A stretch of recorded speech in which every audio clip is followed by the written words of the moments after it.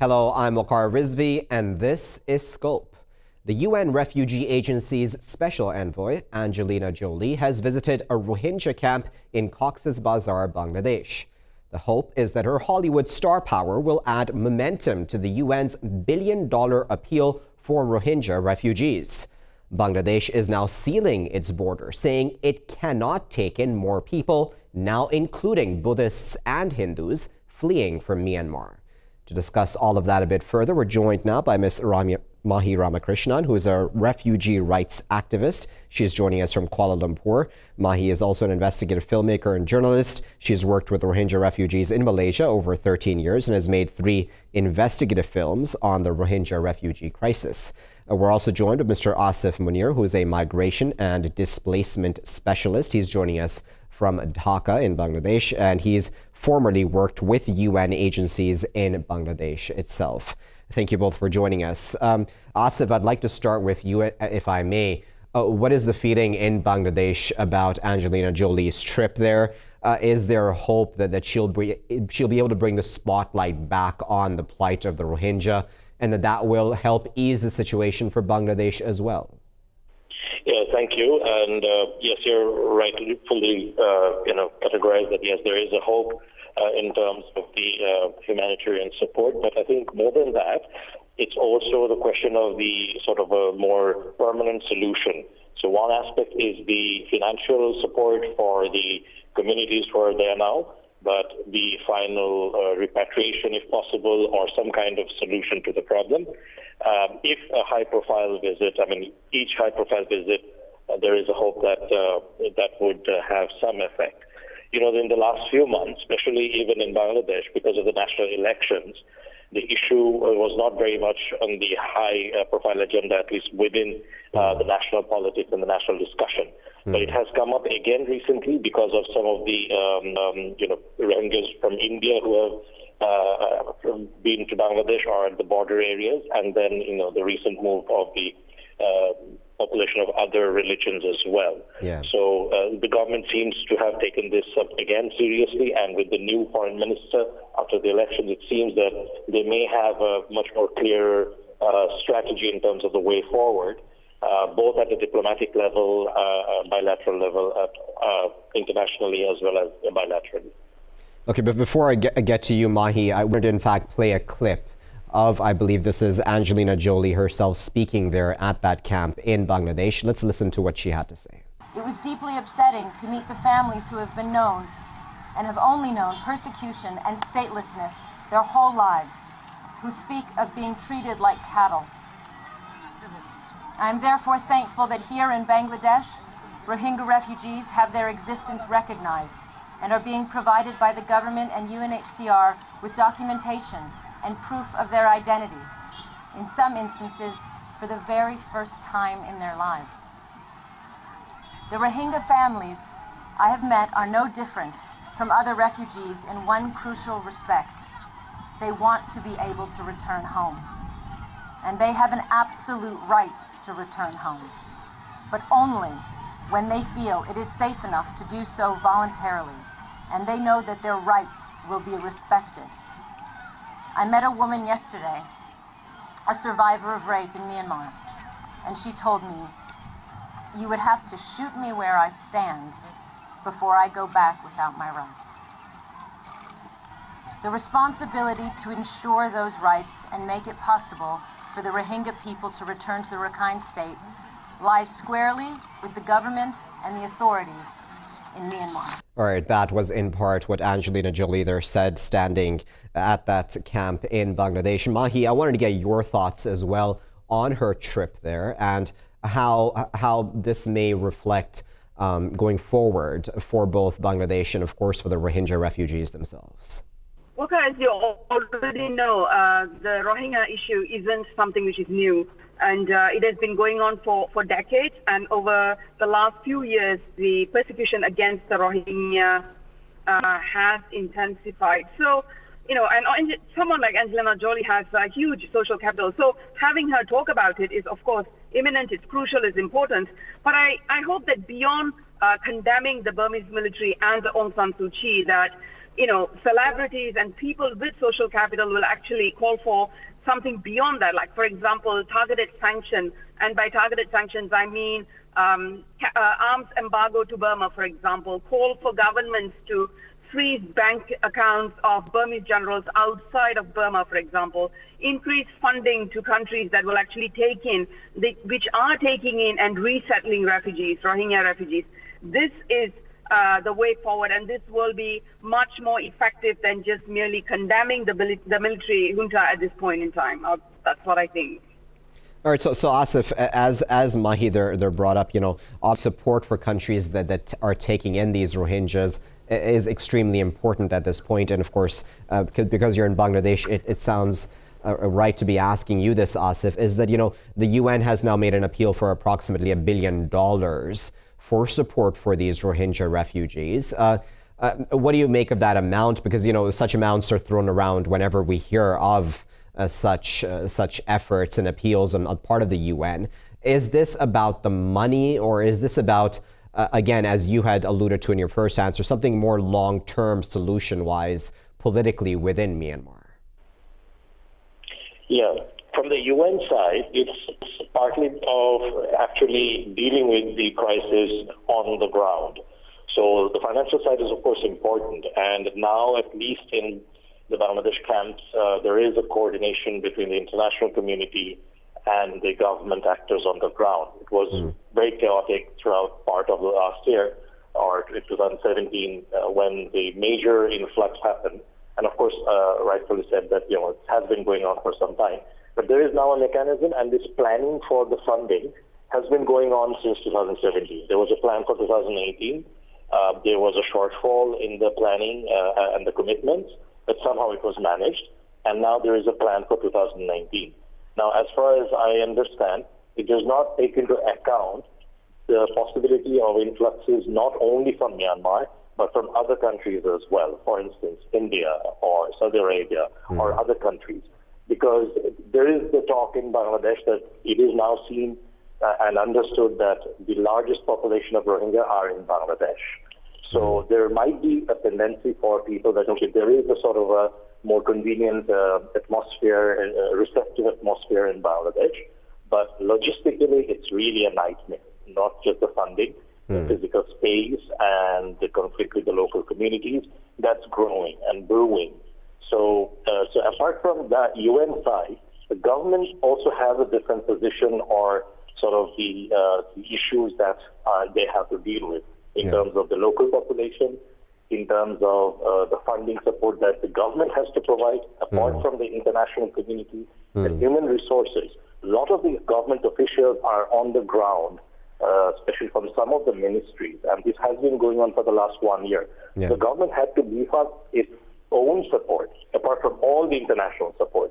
Now, there is no it's like come up to a natural sort of a saturation point where it is really going to be very difficult throughout this year to manage the existing population, which is also growing, but also the influxes and the possibility of influx, more influx. Oh, and in fact, I wanted to pick up on that point you just made there, Asif, because we are reaching saturation point, Mahi, when it comes specifically to the case of Bangladesh. But I mean, adding in on the example of Bangladesh, because as Asif there said, Mahi, it is the country right now, at least, that has taken in most of these Rohingya refugees, these Rohingyas who have fled, from Myanmar and the persecution there. Bangladesh now saying, listen, we're sealing our borders, at least mostly, because we simply can't take in anymore. In realistic, real world terms, it's just not possible for us to deal with this much of an influx anymore. Does that mean, Mahi, that the international pressure will increase on Myanmar, or do you think that the world is still very much tuned out of this situation? Well, the international pressure has been on Myanmar, at least after 2012, and it has intensified after 2016. But unfortunately, we do not see any stemming of violence or persecution against the Rohingya. Now, while we know that Bangladesh has the highest population of Rohingya, and that cannot be denied, 1 million people minimum we are talking about in Cox's Bazar, and that's a huge amount. But, and let's also look at the fact that, over the last few months there has been talk of repatriation, and Bangladesh has been talking about housing these refugees in a sinking island. And, it's also humanly impossible to live in Cox's Bazar at this point in time, the lack of logistics and food and infrastructure and medicine, and I can go on. So there is also a real fear that there's going to be an influx of Rohingya into Malaysia, and that it's just a matter of time before you see this influx. Now, what does that mean for us? It means lots of torture, abuse at the hands of traffickers where the Rohingya are concerned. And I did a film last year which looked at the trafficking of girls, Rohingya girls, to Malaysia. And one of the traffickers in an exclusive interview said that now it's possible for the traffickers in Bangladesh to fake passports of these young girls and traffic them into Malaysia through the airport. So we are really looking at an increase in the activities, in trafficking activities as well, because the Rohingya will be forced to flee Bangladesh, and that's a fact. So then, let me put you on the spot just for Mahi. Tell us then about Malaysia's point of view on all this. I remember that in that ASEAN summit, that it was Mahathir Mohamad, I believe, who was the only ASEAN leader who, for example, spoke about the Rohingya issue, and I believe he had said this directly to Aung San Suu Kyi, if I'm not mistaken. You can correct me if I'm wrong on that. But then, do you think Malaysia is ready to do more to house Rohingyas? Well, even before the current Prime Minister, Dr. Mahathir Mohamad, Mr. Najib Razak was the first ASEAN leader to observe the targeted persecution against the Rohingya as genocide. And Malaysia has not ratified the 1951 UN Refugee Convention, but to be fair to the country and the government, it has housed the Rohingya. Now, we have a new government in power from last year, May, and a government which was elected in on the premises of inclusion and reforms. And even before Pakatan Harapan came to power, in its election manifesto, it pledged to ratify the convention and also allow for refugees with UN refugee cards to work. But unfortunately, the government is now really targeting it more focused on institutionalized reforms and weeding out corruption, as you already know. And the refugee issue and the Rohingya issue is not something which is of a priority, and that's sad because Malaysia plays host to easily 200,000 Rohingya refugees in the country. Okay, so Asif, when we're talking about all these refugees that are currently in Cox's Bazar in Bangladesh, I wonder what you make of the fact that as Bangladesh has, in the past, it's spoken about that island as Mahi had brought up, and I know that we've spoken about this in the past with you as well. I wonder what other options really does Bangladesh at this point in time have as a country that, mind you, has a large population of its own to deal with as well?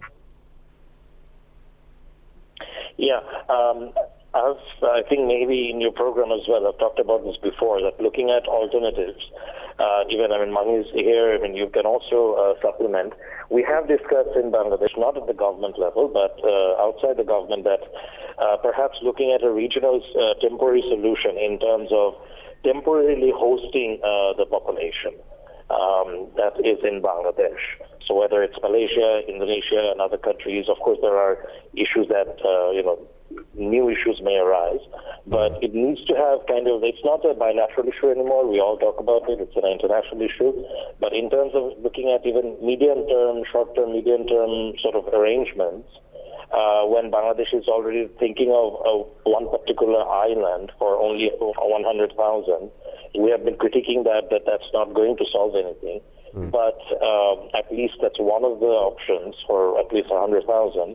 But in terms of regionally, yes, it would mean logistically relocating them. But while there's no solution in sight, at least in near future, for them to go back, looking at a regional sort of camp-like situations, or at least some kind of settlement with the involvement of the UN agencies.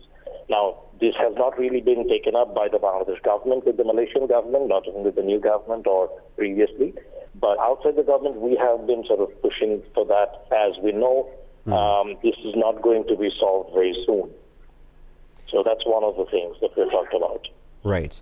Okay. So Mahi, one of the challenges here, obviously, and we talk about the international community as this very macro term, but I wanted to go back to that just for a moment, because the Bangladesh Foreign Minister, I believe, in speaking directly to Angelina Jolie, brought up this issue of how even though everyone keeps saying that Myanmar should be held to account. That in fact a lot of these bigger countries around the world, and he didn't go into specifics from what I saw in the statement, still kept, and I'm quoting him, all kinds of bilateral relations, including trade with Myanmar. And that's an important point here, isn't it, Mahi, that until, as you said, there are not proper sanctions put in place against Myanmar's officials, that none of this will really ever get resolved, right? Because these people will keep coming over the border somehow or the other into one or the other regional country, and nothing will ever really get solved permanently. Well, when I spoke about the sanctions, I was talking not about the economic sanctions, but actually about, for example, like the arms embargo, because the economic sanctions will only end up hurting the Burmese poor who are already poor, the Burmese people who are already poor. So let's look at ASEAN, for example. ASEAN, the 10-member grouping, Malaysia was actually instrumental in bringing Burma, which was considered a pariah a few years ago. It was instrumental in bringing Burma into the ASEAN fold. So Malaysia has an added responsibility to reprimand Burma. But is Malaysia actually doing that? Yes, it lashes out. Yes, the Prime Minister lashed out, but nothing else happens after that. Now, it is also time for ASEAN to let go of its non-interference policy and look at what it can do where Burma is concerned, because there is economic cooperation between the 10 countries, right? So when you have economic cooperation, when you have economic interference, for lack of another word, then you should be able to put people and human rights above and beyond politics and profits. Now, ASEAN isn't doing that. And then when you look at the support that Burma enjoys from China, for example. What is the international community? What are governments doing? China has also effectively put U.S. at an arm's length in terms of making sure that it doesn't even play a role in the peace process that China is kind of trying to play, a role that it is trying to play, but it's not going anywhere. So we also cannot negate the growing influence that China has because of its vast economic influence in Burma as well. Very well. Let's go into a short break now, if we may. I'd like our guest to, of course, stay with us. We'll continue this conversation about the Rohingyas, the refugees specifically in Bangladesh, and, of course, that entire issue vis-a-vis Myanmar. Stay with us. Thank you for staying with us, viewers, as we continue to discuss the Rohingya issue, specifically, of course, Angelina Jolie's visit there to a refugee camp in Bangladesh.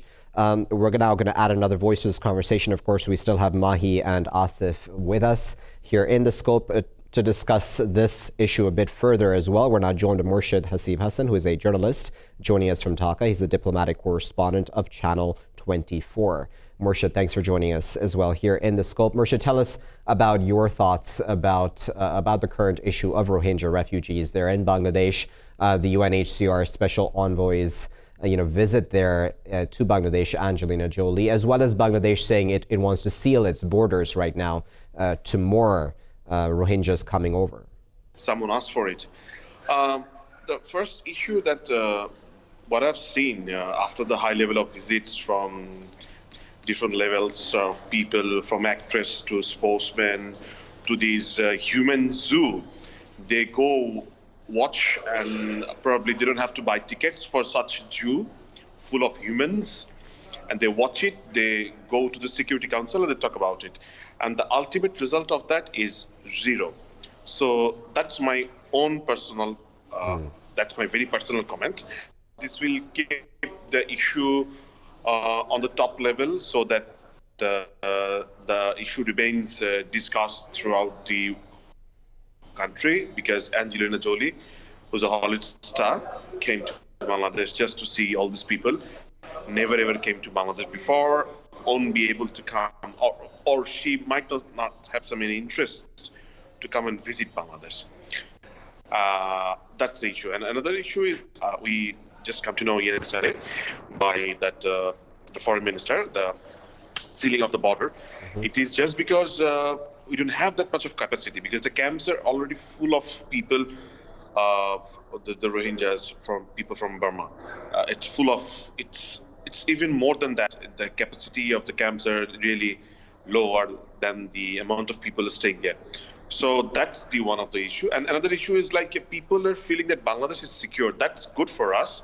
Yeah. Being a Bangladeshi, that I'm proud of, that Bangladesh is a secure place. You can come and stay, like US or EU, where you can have the refugee status or some kind of refugee status. You can save your life. That doesn't mean that we really can carry through all the people of Burma. It's completely their internal issue, and they're making chaos here and there, even in the borders of Myanmar, where you find China or other countries, they're feeling insecure. There are like 152 ethnic societies living in that country, and they're all feeling insecure, and if they all try to come to Bangladesh, that's not possible.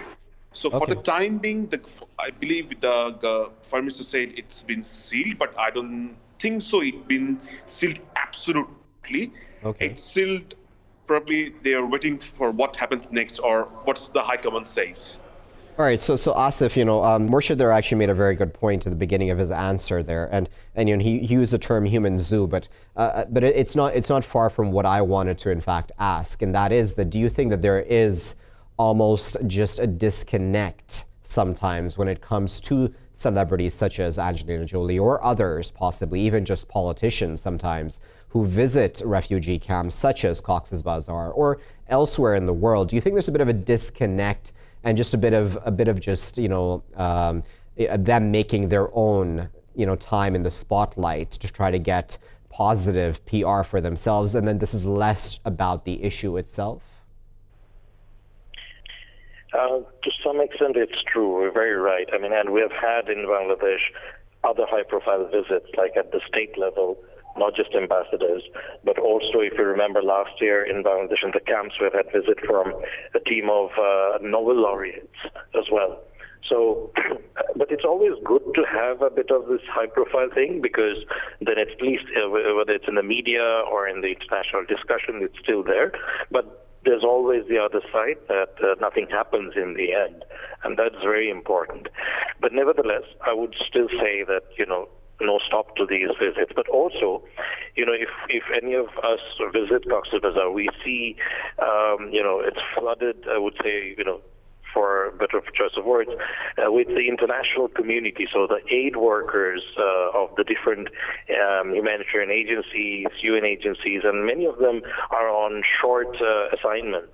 It does benefit them as well professionally to be able to work in the largest, at the moment, the largest refugee population area.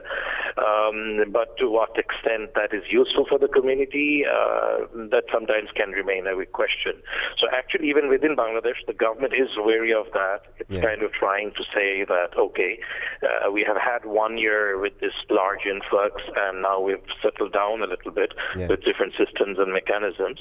More involvement of national staff, for instance, as opposed to international staff. Of course, there's much to learn from the international staff who have probably worked in other refugee-like situations in other places, and that experience is always useful.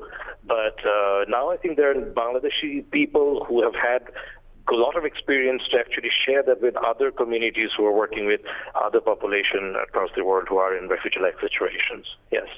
Okay, so Mahi, what do you make of that human zoo, term, and do you agree with it that would be the way that many, I think, high-profile people such as Angelina Jolie, I'm not saying that's exactly how she sees it specifically, but they may see it, and or their image consultants may see all this. Because, I was reading, Mahi, about the statements of some of the Rohingya themselves when they were asked, who is Angelina Jolie? And they had no idea. They just said she's some high-profile person, and that's it.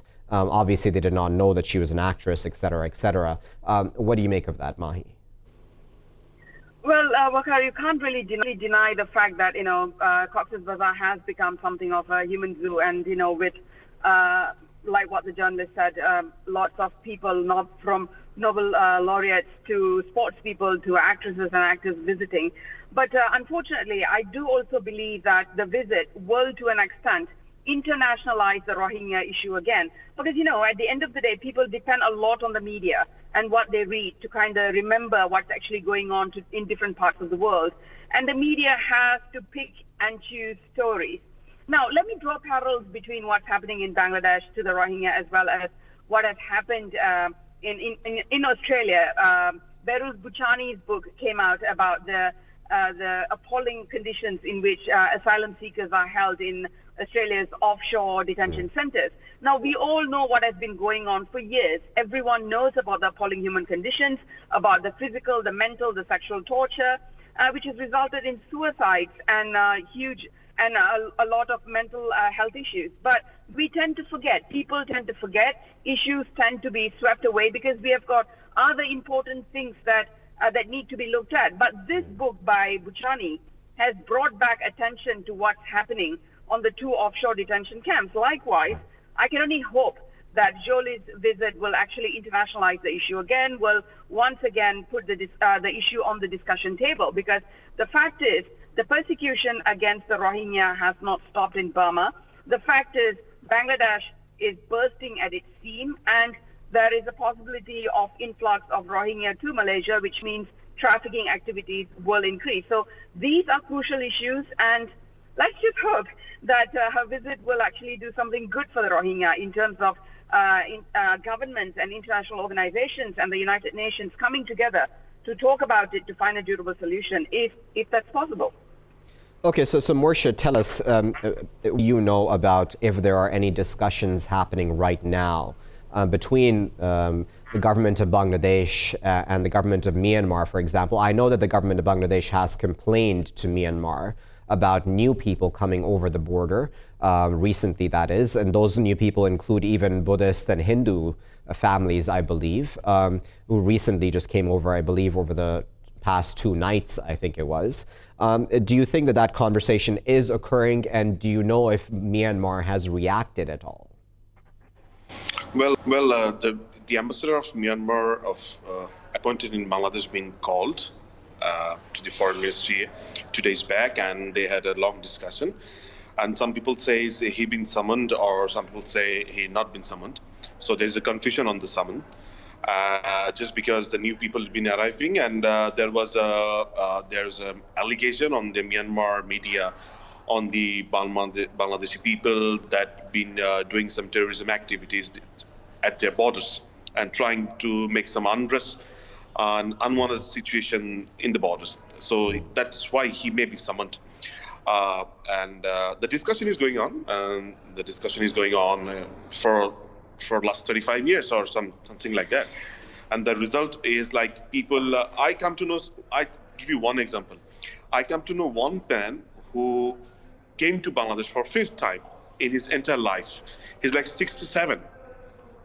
Okay, so he came first arrived when he was like 20, and after that till last year, 2017, he came to Bangladesh for fifth time or sixth time. Right. And he's 67. So you see how the repatriation is going on. So it completely depends on Myanmar. Will they really want to take these people back or not? And as far as I understand, there is an election and there is a sort of ongoing debate is going on in the parliament. I hope you all know the issue, the participation of the democracy and stuff like that. Yes. So that will bring another tension till 2020 when they have election. Yeah. And there would be a possibility that before this, some people may go, as we all thought of last November when the MOU been signed for the repatriation. But from the verification to the camps and the level of verification, they've been put in the process. It's really tough even for a real Burmese man to prove he or she is a Burmese. So that's the crisis. I don't know. I really don't know. We all hope for good. I don't know for how long. Indeed. All right, well, this is our final word. We, of course, appreciate all of our guests and the insight and analysis they provided. That was Morshed Hassib Hasan, journalist speaking to us from Dhaka. He's diplomatic correspondent of Channel 24. We were also joined by Mr. Asif Munier, migration and displacement specialist, who's formerly worked with UN agencies. He was speaking to us from Dhaka as well. We were joined as well by Ms. Mahi Ramakrishna, refugee rights activist. She's an investigative filmmaker and journalist who has worked with Rohingya refugees over 13 years in Malaysia and has made 3 investigative films on that refugee crisis of Rohingyas as well. She was speaking to us from Kuala Lumpur. Now, viewers, as all of our guests spoke about, there are a number of facets to this issue, of course, of Angelina Jolie going to Cox's Bazar, Bangladesh, and speaking out about this issue, hopefully bringing a spotlight back onto this issue. Hopefully this will help the UN raise the $1 billion it is seeking. But will that be enough? Will that add pressure on Myanmar? Fingers crossed on that issue. Bangladesh itself at this point in time saying it may not really genuinely be able to take in any more people, as even now Hindus and Buddhists seem to be wanting to come over the border seeking security in Bangladesh and other regional countries. We'll keep a very close eye on the situation in Myanmar and, of course, the effects it has on surrounding countries here in the scope. Stay with us though. I'll be back after a short break with the next segment. Thank you for staying with us here in the Scope, viewers. Pope Francis recently ended an unprecedented trip to the Arabian Peninsula. His meeting with Al-Azhar's Grand Imam in the United Arab Emirates resulted in both signing a document on peace. Misunderstandings between people of different faiths is rampant, and efforts towards education and understanding are more important than ever before. To discuss all of that a bit further, we're joined now by Mr. Marco Politi, who is an author and senior Vatican analyst. He is joining us from Rome via Skype. We're also joined by Ms. Anjana Sankar, who is a senior journalist. She's the Abu Dhabi bureau chief of Khalij Times, and she's joining us from Abu Dhabi itself. And we're joined by Ms. Kishwar Mustafa, who is a journalist. She's the head of the Urdu service, in fact, of Deutsche Welle from Bonn. Thank you all for joining us here in the Scope. Kishwar, tell us about your thoughts about the Pope's trip to the UAE and how important it was. Yes.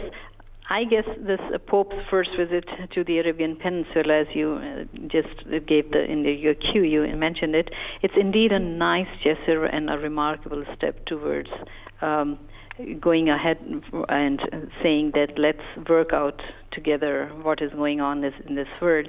We have to take practical measures in order to make this world worth living.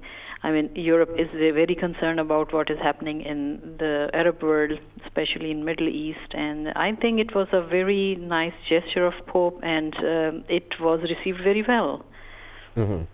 Okay, let me try to go to Anjana once again. Anjana, if you can hear me, tell us about how the Pope was received in the UAE and what the general feeling was there during his trip and now after. It was a milestone moment for the UAE because Pope was received here, I have to say that not just by the UAE leadership, but also by everybody who lives and works in the UAE. You're talking about more than 200 different nationalities, people coming from different faiths and religious backgrounds and cultures. The success of this visit is that despite, irrespective of the religious backgrounds of people who are coming from, Pope became an emotion for everybody. So that was the significance of this visit. He has, the 3 days that he was here, he has touched everyone's heart. And that message of tolerance and inclusivity that Pope, who himself is a figure that promotes peace and tolerance, that has touched everybody. Okay, and so Marco, give an interview from where you are and your vantage point as somebody who is an expert on the Vatican. Why do you think the Pope decided to make this trip at this time? Of course, the Pope was ready and wanted very much to continue his dialogue with the Muslim world. And in fact, it was a milestone to go into the Arab Peninsula, which has been the cradle of such a great religion like the Muslim religion. But this trip the importance of this trip goes beyond the emotional side. Of course, the Pope is a very popular personality all over the world.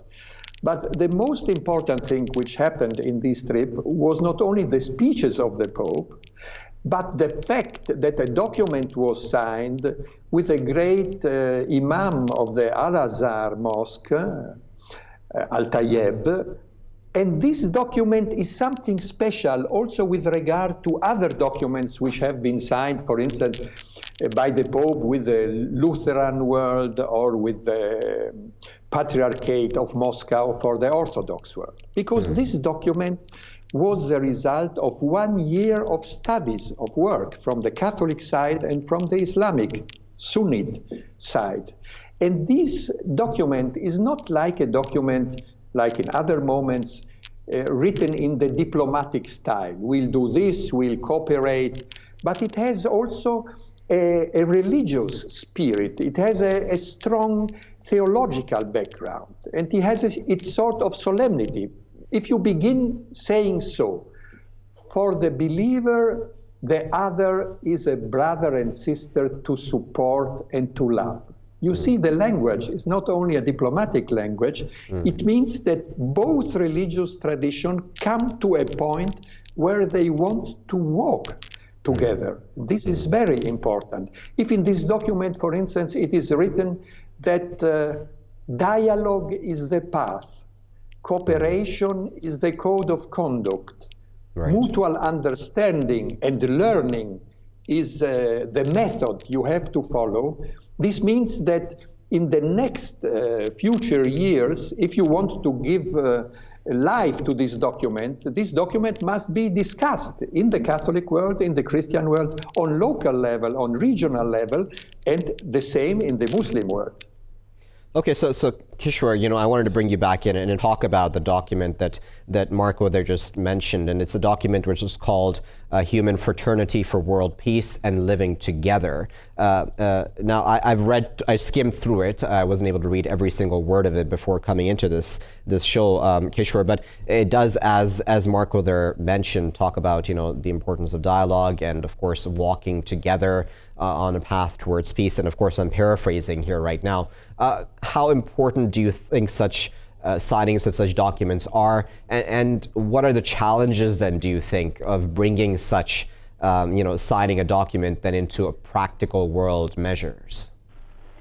About the document, I would just say that, I'm happy that that kind of document is being signed from both sides, but I would not really put much focus on the document, because if we go on the history of human history and history of different religions and faiths and different societies, we had been through many episodes where people higher-ups had a document signed, but what happened after that? What I really look very positive in this step is that Pope made this visit happen in an era where we see the rise of populism in the West and the growing extremism in the East. So that was really the best time to do what he did. What we will get out of this document is the call of future, but I'll just say that my hope is that this declaration will have its impact first on the Arabian Peninsula, because many problems are emerging from that part of the world. At the other hand, I would say that I would like to quote him. Francis said something which was really very, very, very important, very critical for the whole world and the world powers. He said that human fraternity requires us, and we as the representatives of the world religion, the duty to reject every nuance of approval from the word war. So war is something which the European powers and the European people would never forget. And then he went on saying that let us return to its miserable crudeness, and he has named the aftermaths which he says as consequences are before our eyes, and he said naming Yemen, Syria, Iraq and Libya. And this is exactly where he has really he has hit where he should have had hit. This is the point where the world powers and all human beings come together and think about what is happening and how the world is going towards a more chaotic world. So interfaith dialogue and this kind of declaration, this is very typical of, we talk a lot about it in Europe, but the thing is that the symbol, this is a symbolic gesture which he gave. This is for me really very important, that the kind of humble attitude he really showed and the kind of appeal he has, that I am just hoping that will have some impact on many parts of the world where we need it. But here I would go one step forward, and I would really say that we need to talk about not only interfaith between different faiths, also within a faith we do see there are problems. So dialogue is the need of this time. Indeed. Let me add a voice to this conversation. We're also now joined by Clive Jacob Joseph, who is a social worker. He's a youth analyst and member community of the Sant Egidio Rome. He's joining us from Rawalpindi. Clive, thanks for joining us here in The Scope. Clive, what did you make of the Pope and, the Grand Imam of Al-Azhar meeting face-to-face, of course, in a Muslim country, signing a document about human fraternity and working towards world peace through understanding, etc.? Yes, definitely. It's a very good gesture. The Pope and the Grand Imam have set their mission statement for a more unified world, free from the scourge of terrorism, with equal rights for women and appreciation for all religions and places of worship. It's really a very great thing that both the grand people from Christianity and Islam, they gathered in Abu Dhabi for this human fraternity document. Okay, so Anjana, I want to bring you back in, and Anjana, and one of the things that I found very interesting about this meeting, Anjana, is that one of the cardinals who was in attendance at this conference where the Pope was said that this interreligious meeting was not about showing anybody that my religion or your religion is best, but it was not a defensive meeting. It was basically genuinely a meeting where there was an effort to understand each other better. Is that the feeling that you got as well, Anjana, and is that the feeling in the country as well?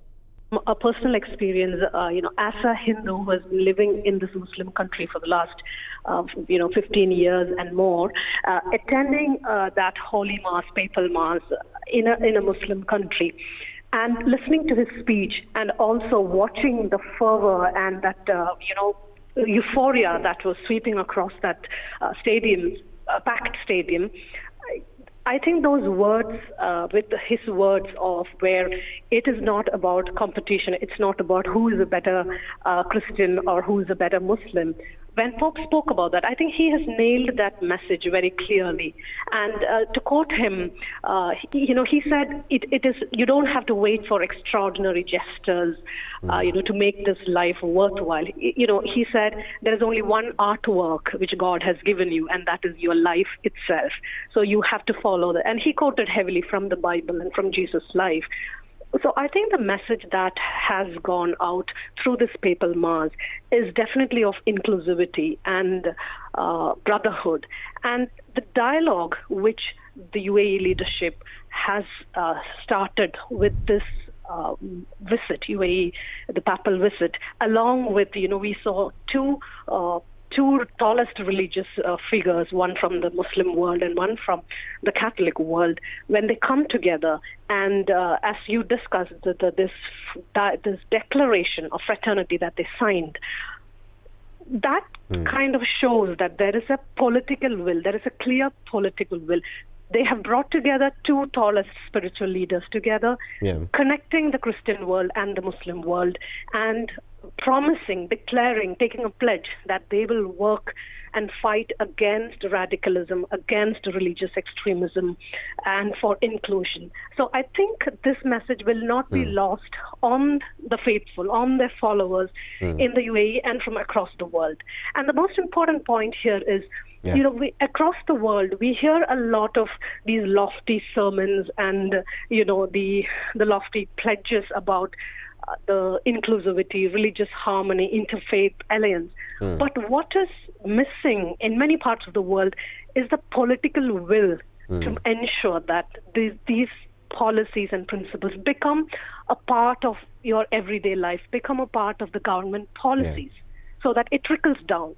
But I think in the UAE, they have given a very strong message to its people and to the rest of the world that religions can coexist, there is no need for competition, and there is a universal message of fraternity that all religions bring together, and we have to flourish together. Okay, so let me put some of those points, if you would, to Marco as well. Marco, you've been listening there to our other guests talk about this, and Marco, one of the challenges, and I imagine, as you can appreciate, Marco, is that it's great to have such meetings, and they're very, very important. But what then should the next steps be now? How does one implement what's happened right now, where the Pope has traveled to this Muslim country, to the Arabian Peninsula for the first time, an unprecedented trip? How does one translate that into political will, as others have spoken about, throughout the world, not just the Muslim world, but Europe and much of the Western world?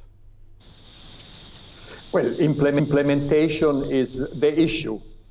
But I was very pleased to hear both guests speaking about political will or about the issue of fighting populism in the West and extremism in the East. But there is also extremism in the West. Let's not forget it.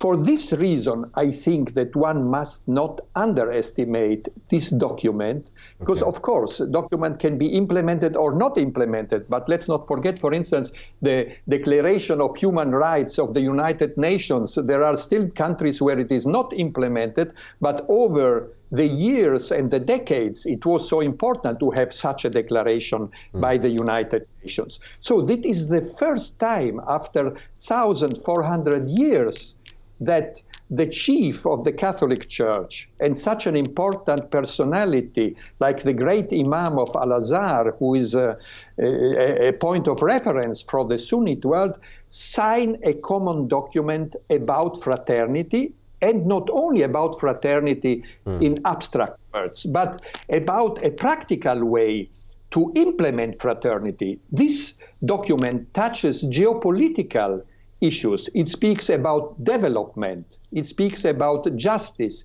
It speaks about national resources. It speaks about a very hot issue like citizenship. These documents asks to promote a full citizenship. This means in the East to have a full citizenship for every believer, but also in the West, where there are populist regimes who say our country is better than the immigrants. Full citizenship means that every human being living in every nation has to have full rights and, of course, full duties. These documents speaks, for instance, about the right of the women to have education, to have political rights, not to be objects of sexual exploitation. So it has a very wide range. Now it comes, as I was telling before, how will be this document put on regional levels? It must not only be studied in the Al-Azhar University, but not only in the Arab Peninsula, but in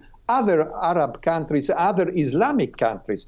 It is, in my view, if you read the document, it is a document that also the Shiites can sign, because there are the great values you find in the Bible and the Quran.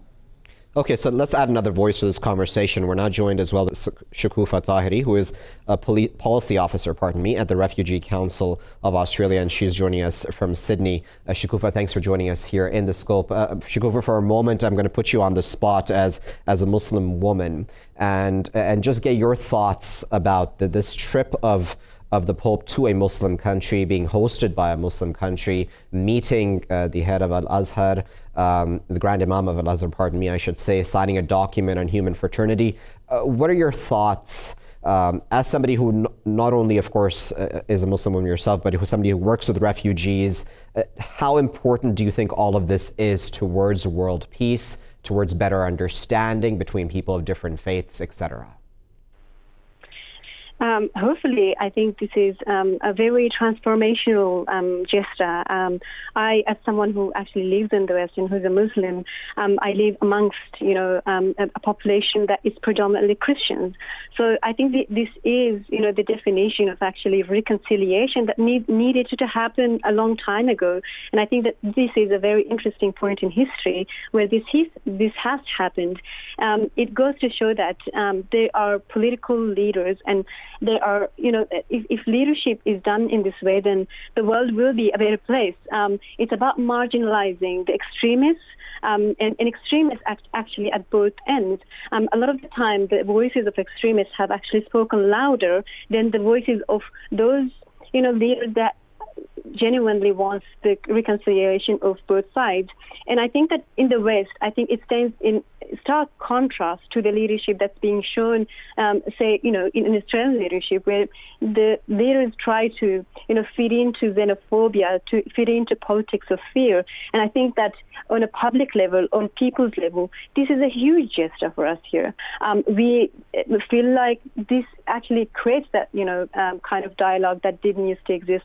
This really does actually, paves the way towards having that understanding that has been missing on a very human level. And it goes to the core of the religious beliefs and spirituality in general, is that it actually shares a very common bond, and that is humanity. And Pope Francis has actually always done this kind of leadership that has brought the world together.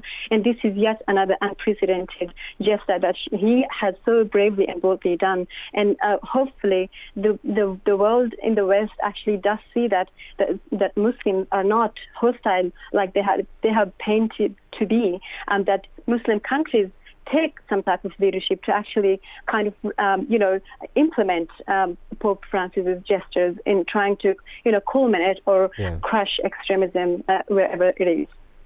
Okay, so Clive, I'm going to give you a word, if I may. How important, Clive, do you think that this hand that the Muslim world stretched out to Pope Francis and the Vatican and the Catholic world? How important was this gesture on the part of the Muslim world towards the Vatican and Catholics and others around the world? How important was this gesture? Or do you think this is the first of many to come?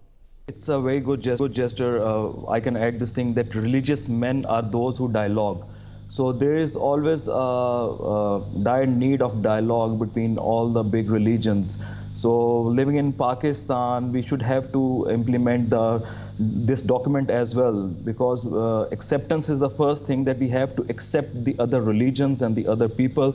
So I think this is ice breaking, that His Holiness visited UAE and they give the full protocol kind of a thing in UAE, and it will definitely create more and more good things in near future, because there is a peace and hope still available, that on this peace and hope we can bring harmony in both religions. Very well. We'll leave that as our final word, but of course we appreciate all of our guests who have shared their thoughts and analysis on this important story. Let me thank our guests from the top. Right at the end there, we were joined by Clive Jacob Joseph, social worker, speaking to us from Rawalpindi. Right before that, we were joined by Shukufa Tahiri of the Refugee Council of Australia. She was speaking to us from Sydney. We were joined earlier by Ms. Kishwar Mustafa, journalist from Bonn. We were also joined by Ms. Anjana Sankar, senior journalist, speaking to us from Abu Dhabi. And we were also joined by Mr. Marco Politi, who is an author and senior Vatican analyst, and he was speaking to us via Skype from Rome.